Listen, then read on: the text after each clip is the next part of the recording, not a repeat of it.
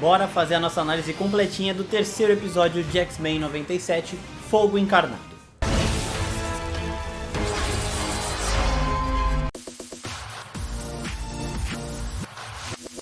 E aí, seus geeks, tudo certo? Eu sou o Marcos Veloso e bora pra nossa análise minuciosa e completinha de todos os detalhes desse terceiro episódio da animação dos X-Men nova do Disney Plus, X-Men 97. Pra quem não viu a minha análise dos dois primeiros episódios, elas estão linkadinhas aqui em cima e nas próximas semanas eu tentarei postar esse vídeo ainda mais cedo, tá bom? Então já se inscreve no canal e ativa o sininho porque todo dia sai o episódio, eu assisto, já gravo aqui a análise pra vocês. E antes de eu começar, tem que avisar que vamos ter spoilers do episódio 3 aqui, então se você ainda não assistiu, vai lá no Disney Plus, assiste e depois volta pra cá. Bom, primeiro de tudo, o episódio começa exatamente onde o anterior terminou, com a verdadeira Jean Grey à porta dos X-Men. A gente sabe que é a verdadeira Jean Grey, porque a verdadeira Jean Grey ela vai sempre desmaiar, né? Brincadeiras à parte aí, ela chega ali, e uma coisa interessante que eu já tinha dito na análise do episódio 2, é que o Ciclope imediatamente sabe que ela é a verdadeira Jean Grey, né? Não é que ele tenha uma resposta, mas é que instintivamente ele sabe que aquela é a real mulher por quem ele se apaixonou. Ele não olha pra Madelyne Pryor, que é a clone da Jean Grey, atrás dele, confuso. Ele não tem nenhuma dúvida naquele momento, né? Então é bem interessante a gente já ir reparando esses pequenos detalhes. E aí logo depois o Fera confirma aquilo que a gente já estava pensando. A Jean Grey que estava caída, a Jean Grey que tinha sido raptada e que acabou de chegar, ela é a verdadeira porque o corpo dela é biologicamente mais velho. A outra Jean Grey, a clone, ela tem um corpo mais recente, só que com todas as memórias da Jean. Então a verdadeira Jean Grey, ela não lembrava de muita coisa, ela tinha flashes da memória porque a memória dela foi meio que raspada pelo Senhor Sinistro, enquanto a clone tinha todas as memórias. Então, Madelyne Pryor, ela não sabia que ela era uma clone da Jean Grey. Ela sempre achou que ela fosse a Jean Grey mesmo. Ela tinha todas as memórias de toda a vida que a Jean Grey teve nos X-Men, com o Ciclope, de muitas coisas que aconteceram muito antes dela ter sido criada. Uma coisa muito legal aqui que eu tinha dito na análise que eu postei lá no Instagram, que também vai rolar toda semana, é que essa Jean Grey, a verdadeira, ela despertou no momento que a Madelyne Pryor, o clone da Jean Grey, usa o cérebro, que é aquele equipamento que o Xavier também usava para aumentar o alcance dos poderes telepáticos deles, né, dele e da Jean Grey, para controlar a mente do Gyrich. Então lá no primeiro episódio, quando o Ciclope e a Tempestade vão interrogar aquele homem que matou o Xavier, né, o Gyrich, a Jean Grey, ela acessa, a Jean Grey clone, tá sempre bom lembrar, ela acessa a mente do Gyrich e do nada, uma pessoa invade o controle mental dela, então uma pessoa invade a mente dela. E a gente não entendeu muita coisa naquela hora, porque o Gyrich, ele é um humano, ele odeia mutantes, nenhum mutante trabalharia com ele, muito menos um telepata. Então naquele momento o que estava acontecendo é que quando a Madelyne coloca o cérebro, a Jean Grey verdadeira acorda, lá onde ela estava no cativeiro, lá do Sinistro, né? E ela, a mente dela meio confusa ainda entra em conflito com a mente da Madelyne, afinal elas têm uma mente meio que compartilhada, aí as memórias são as mesmas, e o cérebro já foi muito usado pela verdadeira Jean Grey, então ele também tinha essa relação com ela, né, esse equipamento aí. E aí elas entram nesse conflito, a Madelyne ela tira o cérebro, né? O Ciclope fica lá preocupado, ninguém nem sabia dessa parada de clone nem nada. E aí só depois, quando o Fera ou a Madelyne fala, né, essa pessoa, a Madelyne fala, essa pessoa ela acordou há um dia, né, eu sinto muita coisa estranha, ela acordou há um dia, foi exatamente neste momento. Então, no primeiro episódio, a Madelyne, como ainda Jean Grey, sem saber nada de clone, usa o cérebro para interrogar o Gyrich, e neste momento ela desperta os poderes telepáticos da Jean Grey, que tem aquele conflito com ela. Então, se vocês estão vendo essa imagem aí, esses olhos do fundo são da verdadeira Jean Grey, enquanto a Madelyne, a Jean Grey clone, ela está ali sem entender nada do que estava acontecendo.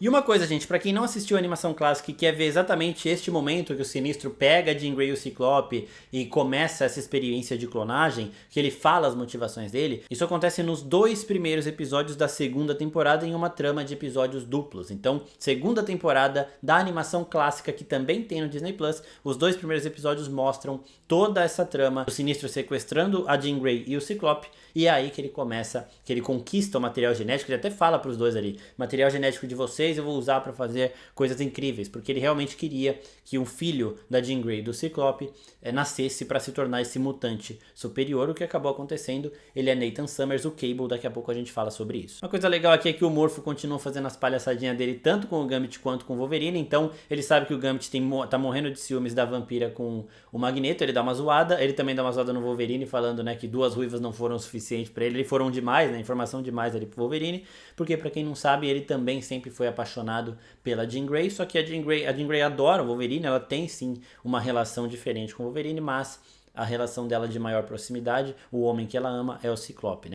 Obviamente o Senhor Sinistro ele teria um controle mental sobre o clone que ele criou, né? E aí no momento da revelação, onde ele realmente conta para a Jean Grey clone que ela é um clone, porque ela não estava acreditando, até porque ela tinha todas as memórias da verdadeira Jean Grey, ela se revela como a rainha dos duendes. A transformação dela é insana, as cenas de ação e o movimento desse episódio continuam maravilhosos, né? E toda essa transformação é muito boa. Nos quadrinhos ela se torna a rainha duende mais pra frente. A Madeleine Prior, quando ela descobre que ela é clone, quando ela é abandonada pelo Ciclope, ela começa a cair numa sequência de acontecimentos desastrosos, né? E isso leva ela também a ser influenciada por dois demônios e acabar se tornando essa rainha duende. Aqui não, ela já chega como rainha duende com um visual insano e os poderes da Jean Grey, os poderes absurdos que ela tem. E entre as alucinações que as pessoas recebem, enquanto a rainha dos duendes está lá manipulando toda a mansão e abrindo um portal para o inferno, né?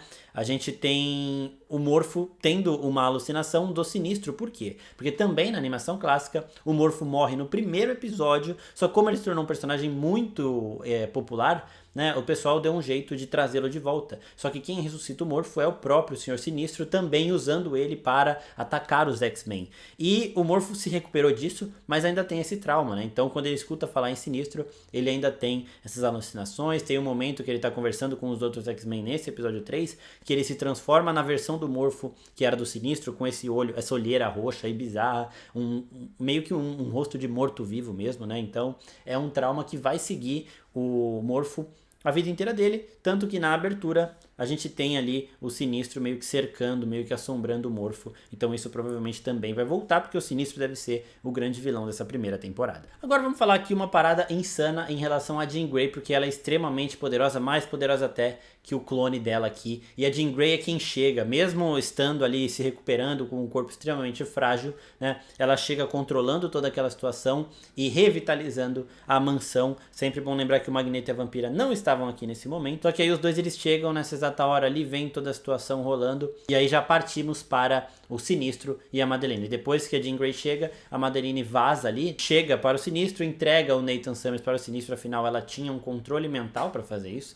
Não é que ela estava fazendo isso porque ela queria. Toda aquela situação dela ensandecida, tentando ferir os X-Men de todo jeito, usando os poderes dela para machucá-los e entregando o filho dela para o Sinistro, é do controle mental que ele tinha colocado nela. É óbvio que o cara que vai criar uma criatura tão poderosa assim teria uma forma de controlá-la. Então, já com o corpo fragilizado, a Jean Grey, usando seus poderes telepáticos e telecinéticos, ela consegue unir, né, principalmente os telecinéticos aí, ela consegue liberar todo mundo das alucinações da Madeleine, do seu clone, e consegue também devolver a mansão dos X-Men ali. A luta deles é insana, mais uma vez, outra cena de ação fantástica. A Madeleine enfrentando o Magneto é um bagulho assim surreal, quando ela começa a conseguir cortá-lo, quando ele cai todo zoado, então é um bagulho muito foda. E uma coisa muito foda aqui também é, de novo, a forma com que os X-Men combinam as suas habilidades. A gente sabe que o Bishop, ele consegue canalizar e acumular energia, e ele faz isso aqui já propositalmente. No primeiro episódio, quando eles estão enfrentando aqueles caras lá, ele toma os tiros, ele acumula e ele devolve. Aqui ele pede pro Ciclope energizar ele, e aí depois ele consegue triturar todos aqueles demônios. É legal que os demônios eles percebem que a ameaça maior agora é o Bishop, e todos eles param de atacar os outros que eles estavam atacando e vão diretamente pra ele. Então é bem da hora também esse detalhezinho. E as lutas e os combos que eles estão usando, mostrando esse entrosamento dos X-Men, é simplesmente fantástico. Agora a Jean Grey dá a grande demonstração de poder dela. A Madeleine, no episódio 1, quando ela precisou ali usar os poderes mentais para controlar a mente do Garrick, para entrar na mente do Garrick quando eles estavam interrogando ele, ela usa o cérebro para ampliar esses poderes. A Jean Grey não precisa fazer isso. O Fera até fala, seu corpo está muito frágil. Ela, meu corpo não vai ser o problema aqui. E aí ela usa seus poderes à distância, né, vai até o esconderijo do Sinistro para invadir a mente do seu clone de Madeleine Prior. O fato delas terem essa conexão mental, delas terem toda essa relação de memórias, delas serem basicamente a mesma pessoa, afinal até o cheiro é igual, porque o Wolverine não conseguiu identificar quem era verdadeiro e quem não era, pode ter facilitado sim a Jean Grey usar os poderes dela nessa distância absurda para a Madeline, né? Mas já é uma parada insana do mesmo jeito. A Jean Grey, ela é sim superior à Madeline, só que ela tem essas amarras, né? Ela não é uma vilã. Então, no momento em que a Madeline estava usando os poderes para ferir os X-Men, algo que a Jean Grey nunca faria, ela também tinha esse potencial um pouco maior. Afinal, também ela era a rainha dos duendes e tinha esse overpower. Essa aura roxa e verde dela ficou absurda também, muito louca. Esse episódio visualmente tá lindo, assim como toda a animação até agora. E aí nisso, quando a Jean Grey e a Madeline estão juntas na mente conectada delas ali, essa mente que vai se misturando, ninguém sabe o que é o que, elas vão revisitando o passado, né? Então, a Jean Grey, que viveu tudo isso e não lembrava, vai lembrando conforme as duas revisitam. E a memória é das duas, as duas têm as mesmas lembranças. Tanto que a Madeline fala um momento. Quem lembra de tudo, a nossa vida, ela é definida pelas nossas lembranças. E quem lembra de tudo é a verdadeira Jean Grey, né? Ela ainda tá passando muito por isso, tá sofrendo muito. E aí o momento em que ela consegue se libertar do controle mental ali do Sinistro, né, daquele controlinho que ele tinha deixado, é quando a Jean Grey mostra que uma coisa que é só da Madeline é o Nathan Summers, é o filho do Ciclope. A Jean Grey, ela estava em cativeiro nesse momento. Elas não sabem quando elas foram trocadas, nem a gente sabe, né? Mas uma coisa que elas têm certeza é de que o filho, quem ficou grávida, foi a Madeline. Então, no momento em que a Jean Grey mostra pra ela que isso é só dela, que esse é o momento das duas viverem as suas vidas separadas aí, cada uma criando suas próprias memórias, aí a Madeline, ela meio que consegue ter um conforto nisso tudo e se liberta. Levanta o Ciclope e vai salvar o seu filho, que já estava sendo experimentado ali pelo Senhor Sinistro. Então ele já estava passando pelos experimentos para que ele se tornasse sim esse mutante superior. O bebezinho Nathan Summers, ele tem a junção dos poderes da Jean Grey e do Ciclope. Ele consegue também lançar laser, ele tem uma força sobre-humana, ele tem os poderes telepatas e telecinéticos também de sua mãe, e o Sinistro estava tentando ampliar isso. No momento que ele é interrompido, ele obviamente não tinha poder para enfrentar a Jean Grey, nem o clone dela, nem a Madeline, e ele acaba vazando, né? Ele foge ali, só que o que ele estava fazendo com o Nathan é prejudicial ao garoto e deixa ele infectado com um vírus cibernético futurista. Sempre bom lembrar que o Sinistro, por mais que ele seja um vilãozão aqui, ele é biologicamente o cientista mais avançado de todo o mundo. E isso é o que o Fera fala, né? O Fera fala, a gente não tem tecnologia suficiente